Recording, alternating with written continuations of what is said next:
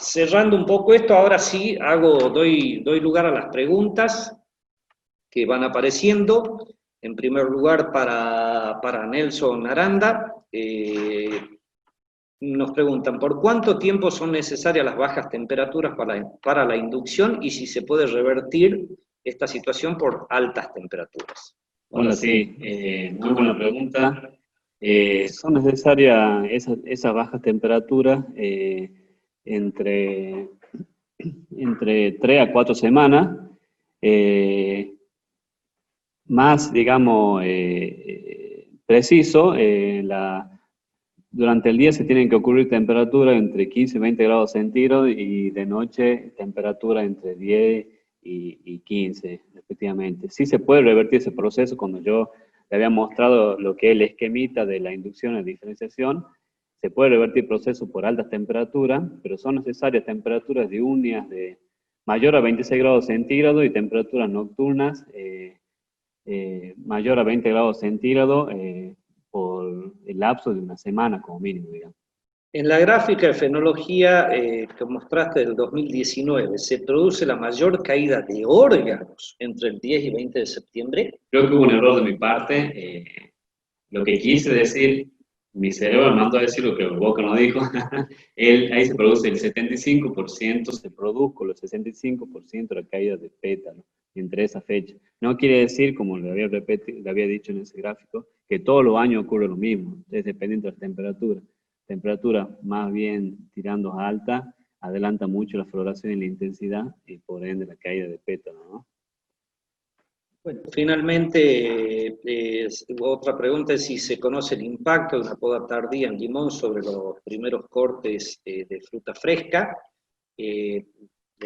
Simplemente comentarles que es un ensayo, es una línea, un plan de trabajo que estamos largando este año con épocas de poda, así que si Dios quiere próximamente podremos hacerle comentarios sobre este tema.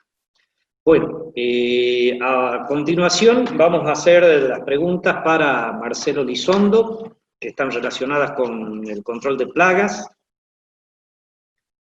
Una primera pregunta es, considerando el poder de volteo del clorpirifos, ¿evaluaron otros factores que afecten la eficiencia del aceite o el abamectin para trips? Con respecto a la pregunta que termina de desarrollar Hernán, con respecto al manejo de trips, lo que hay que tener en cuenta es los volúmenes de aplicación, donde tenemos que tener un buen mojado de las plantas, llegar, digamos, a esos órganos donde está presente el trip, que son esos frutos en contacto, que muchas veces se encuentran en el interior de la planta. Con respecto a aceites o abamectinas para el control de trip, con los aceites minerales no hemos visto algún control, en cambio que con abamectina sí, pero vemos la necesidad de hacer reaplicaciones, es decir, en aquellos momentos en cuales el trip comienza a incrementar las poblaciones, necesitamos hacer otras aplicaciones de abamectina para poder controlarlo, digamos. Una segunda pregunta para Marcelo. ¿Qué niveles de cochinilla y trip definen aplicaciones para estas plagas? Bien, con respecto a cochinilla, con respecto a cochinilla roja, lo que nosotros venimos evaluando hace ya mucho tiempo, hemos determinado que se produce esa primera migración de las ninfas caminadoras en fines de octubre, principios de diciembre, dependiendo del año. Ahí consideramos que tendríamos que realizar nuestra primera aplicación. Y si es conveniente realizar una segunda aplicación los primeros días de enero o fines de diciembre, donde vemos que esos tratamientos con 2 aplicaciones son los que mejores resultados tenemos. Con lo que respecta a trips de la orquídea, es conveniente iniciar los monitoreos cuando nosotros vemos esos frutos en contacto, y a partir de que comenzamos a ver entre un 10 y un 15% de frutos con presencia de trips, lo que representa aproximadamente entre un 0,3 y 0,5 trips por racimos, digamos, son los momentos más oportunos para realizar las aplicaciones. En el caso de las dos plagas, siempre tenemos que tener en cuenta un mojado adecuado de las plantas. Tanto trips como cochinillas también las podemos encontrar en la parte interna de la planta. Con respecto a trips, siempre es conveniente realizar las aplicaciones cuando comenzamos a observar las primeras presencias de trips en los niveles que les mencioné recién, porque si dejamos avanzar, digamos, seguimos avanzar las poblaciones de trips en mayor número, tanto de frutos infectados como número de trips por fruto, obviamente la eficacia de los diferentes ingredientes activos van a ser menores. Por eso siempre hay que tener en cuenta los momentos de aplicación para esta plaga. Bueno, gracias Marcelo. Hay otras dos preguntas, una digamos que las voy a responder porque es un tema en el cual tuve la oportunidad de trabajar. ¿Qué experiencia tiene el control del minador cuando se aplica Bamectin con avión y se usa coadyuvante antideriva en vez de aceite? Perfectamente se pueden usar coadyuvantes en lugar de aceite. Y lo que sí hay que tener presente es que cuando estas aplicaciones aéreas se hacen en épocas con una humedad relativa muy baja, el efecto del coadyuvante, ya sea coadyuvante o aceite, es muy bueno, y cuando hay muy buena humedad relativa, hablamos de enero, febrero en adelante, esa incidencia es menor. Y la otra pregunta es ¿qué experiencia tienen con el uso de imidacloprid para el control del minador en aplicación foliar? Simplemente decirles que el minador es una plaga muy sensible y existen muchísimos productos químicos, muchos activos que lo controlan muy bien. Lo que pasa es que hay muy pocos permitidos. Y en el caso del imidacloprid, no es conveniente hacer aplicaciones foliares. El grupo de las nitroguanidinas ya fue un grupo bastante objetado, sobre todo por su efecto sobre las abejas. Tiene muchas objeciones y además nos estaría agregando un residuo innecesario en la fruta y que puede entorpecer la comercialización correspondiente a posteriori. Entonces, nosotros realmente recomendamos no. Hoy los productos que no generan inconvenientes son Abamectin y Spinosad, y es sobre los cuales uno podría seguir trabajando perfectamente. Otra pregunta que hubo en su momento es ¿qué efecto tendrán estas temperaturas por debajo de 0 grados, menos 2, y observaciones de más de 4 horas en la exposición o en la expresión floral? Si bien es prematuro medir o evaluar ese efecto, seguramente puede haber un efecto. Hoy la mayoría de las plantas, el estado está más bien en botón floral, no hay casi flores abiertas, todavía en botón floral hay algo más de tolerancia, una vez que se abre la flor sí es bastante sensible al frío. Esperemos que esto no afecte significativamente porque, les reitero, hoy lo que se ve en el campo es botón floral. Sin embargo, ya el otro día lo publicamos en el diario también, un matutino de acá de la provincia, es un año muy particular y venimos viendo una acumulación de frío muy importante, muchas horas bajo cero. No podemos todavía predecir cuál es el efecto de esta situación, pero evidentemente algún efecto traerá aparejado. Por lo pronto hay fruta de verano y sobre todo esa masa expuesta que seguramente va a ser afectada. Ahora, ¿alguna pregunta para Gaby? ¿Recomiendan las estrobilurinas para melanosis y en bajo volumen? Sí, bueno. Sí, a pesar de que, bueno, yo les mostraba en los ensayos que En esa condición muy particular del lote viejo no tuvimos una respuesta en cuanto a la incidencia, es muy clara la respuesta en cuanto a la severidad. Entonces, hablando ya de lotes de otra condición sanitaria, en lotes que tienen una calidad de fruta para exportación, seguramente que vamos a tener un resultado mucho mejor, es lo que se observa, entonces sí se los recomienda. En aplicaciones siempre tempranas, y bueno, una primera aplicación, fines de septiembre.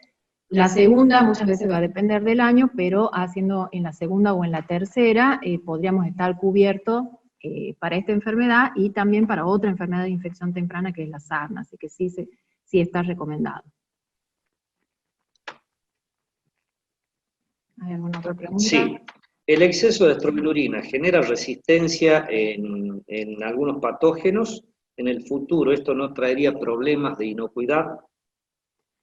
Bueno, en cuanto al exceso de la estrobilurina, lo que podría generar una resistencia es el uso continuo de estrobilurina o de cualquier producto el que puede generar una resistencia, ya que actúan en un sitio determinado del patógeno. En este caso, las estrobilurinas nunca las recomendamos aplicar sola, están siempre acompañadas con el cobre, y el cobre actúa como un fungicida de múltiples sitios. Esto se utiliza como una estrategia antirresistencia, ya que estamos utilizando este producto en todas las aplicaciones. A pesar de ello, nosotros estamos analizando hoy en día qué nivel de sensibilidad tenemos in vitro de las cepas que aislamos, y vamos haciendo un seguimiento. Y ya estamos evaluando, como les comentaba, otros grupos que tienen potencial registro, las carboxamidas, que es fluxapiroxad, que ya tiene registro para uso en naranja, ya están permitidos los niveles de residuo en Europa, todavía no en limón, sabemos que sí está en trámite de registro. Y también algunos triazoles de grupos nuevos que también tienen un potencial registro. Es decir, que estamos incluyendo este tipo de fungicidas que, como les comentaba, al ser de grupos distintos, actúan en sitios diferentes. Eso nos va a permitir tener el día de mañana una herramienta para poder rotar en el caso de que detectemos una situación de pérdida de sensibilidad ya sea del hongo de mancha negra o de cualquiera de los otros patógenos a las estrobilurinas. ¿Si hay otra pregunta? Sí hay. ¿Pudiste ver algún tipo de influencias con el uso de las estrobilurinas y caída de fruta? Es una pregunta que nos hacen de Jujuy. Bueno, la verdad que la pregunta es muy interesante, ya que hay antecedentes de caída de fruta, principalmente en naranja, en Brasil. Nosotros en los ensayos nuestros no hemos visto diferencias, si bien no se ha hecho una medición sistemática, sí este año hemos notado una importante caída de frutos en realidad en todos los ensayos, en diferentes zonas, lo que mencionaba Nelson como June Drop, que fue bastante importante en el mes de noviembre esa caída. Pero en los ensayos realizados en nuestras condiciones y en limón, no hemos visto un efecto ni a favor ni en contra en cuanto a la caída de frutos, comparado con aplicaciones realizadas con cobre nada más. Es interesante medirlo, y medirlo en distintas zonas, y medirlo también en naranja, ya que el antecedente de Brasil, ellos muestran que es muy importante la caída que tienen por causa de mancha negra. Bien. ¿Alguna otra pregunta? Bueno, hay una pregunta sobre la performance del cobre en las distintas formulaciones. Nos preguntan si esa eficiencia está dada por el micronaje de la partícula a iguales dosis de cobre por hectárea. ¿Puede estar influenciado por eso la eficiencia, Gaby? Sí, seguramente depende la calidad de la formulación. En este caso, en esta campaña no hemos mostrado diferentes marcas comerciales, pero eso lo venimos viendo ya en los distintos años, que tenemos diferentes calidades, y seguramente eso tiene consecuencias después en la eficacia de control. Independientemente de la calidad de producto, podemos tener una muy buena calidad de producto y una mala calidad de aplicación. Eso es algo muy importante que hay que tener en cuenta. No solamente es el producto bueno, sino cómo lo aplico, con qué volumen, con qué distribución, así que hay que tener en cuenta también ese factor. Bien, una pregunta más con respecto a la fertilización. que nos hacen llegar, sí, cómo manejaríamos la fertilización en este momento. En realidad, en cultivo de secano hoy es bastante difícil, estamos atravesando un periodo muy seco. Hoy depositar urea alrededor de las plantas, no sabemos en qué tiempo se podrá absorber. Por lo tanto, no sería recomendable una aplicación de urea en este momento, quizás de otras fuentes, como un nitrato de amonio calcáreo, o alguna otra fuente nitrogenada o líquida podría ser, pero no en el caso de la urea. Siempre es recomendable iniciar la primavera con la fertilización hecha, por eso siempre hay que procurar realizar la fertilización durante mayo, junio, que son meses donde todavía alguna precipitación tenemos. Pero en este caso, si lo que dispongo es urea, sería conveniente esperar porque no hay condiciones de humedad. ¿Alguna otra pregunta? ¿Qué potencial le vemos al uso de productos biológicos en el manejo de enfermedades? Esto para Gaby, a ver si, porque ella ya tiene algunas experiencias hechas y sería bueno que nos comente. Bueno, en este caso hemos podido ver uno de los productos que ya tiene una formulación comercial, que es el caso de Serenade. Estamos viendo algunas diferencias, todavía no resultan significativas en todos los años, entonces por ahí tenemos que trabajar más en un tema de dosis o en momento de aplicación. Es un objetivo que obviamente lo tenemos como estación experimental debido a las exigencias de los mercados.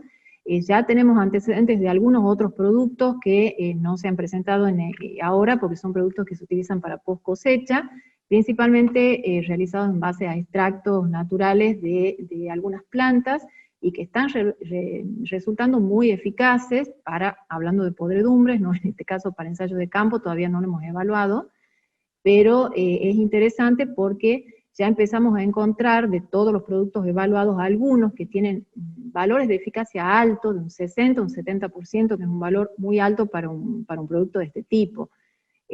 Por supuesto que si uno lo compara con un fungicida de síntesis química, podemos alcanzar una eficacia mayor.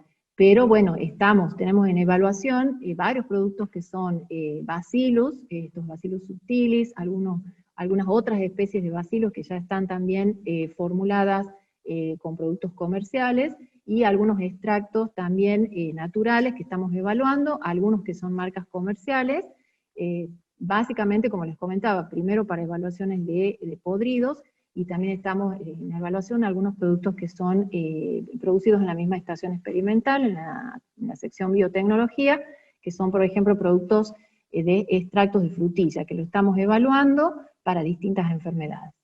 Bueno, para ir cerrando ya y finalizando, nuevamente un agradecimiento muy especial a las empresas que nos apoyaron: Agroacción, Agrocid, Altina, Fertiglobal, PM, Proagro, Siner, Singenta, Vivero Quebrada de Lules y ARA. Muchísimas gracias a todos ustedes por acompañarnos. Tuvimos realmente una presencia muy importante, más de 350 personas que formaron parte de esta transmisión. Les agradecemos muchísimo que nos hayan acompañado. Agradecemos a Bruque Agro por la coordinación de todo este evento, y los invitamos a seguir participando en todos los eventos. Iremos anunciándolos oportunamente, y vamos a ir procurando acompañar la campaña con recomendaciones y con información necesaria para la actividad. Muchísimas gracias.